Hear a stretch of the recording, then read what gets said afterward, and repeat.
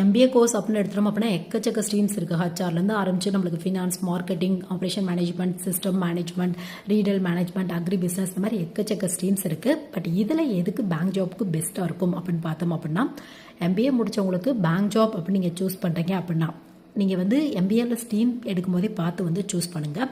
So மற்ற ஸ்ட்ரீமை compare பண்ணும்போது இந்த ஹச்ஆர், ஃபினான்ஸ், மார்க்கெட்டிங் இவங்களுக்கு பேங்க்கில் குறிப்பிட்ட ஸ்பெஷலிஸ்ட் ஆஃபீஸருக்கான வேக்கன்சி இருக்கு.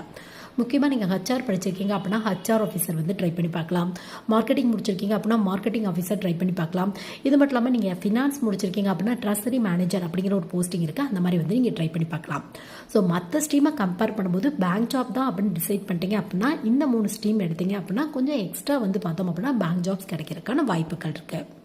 அதுக்காக மற்ற ஸ்ட்ரீம் எடுத்தால் பேங்க் ஜாபே கிடைக்காது அப்படிங்கிறதுலாம் இல்லை. அவங்களுக்கும் கிடைக்கும். எனி டிகிரி ஹோல்டர்ஸ்க்கான ஜாப் யார் வேணாலும் ட்ரை பண்ணலாம். பட் கொஞ்சம் ஸ்பெஷலாக போஸ்டிங் வேணும் அப்படின்னா இந்த மாதிரி ஸ்ட்ரீம்ஸ் சூஸ் பண்ணிக்கோங்க.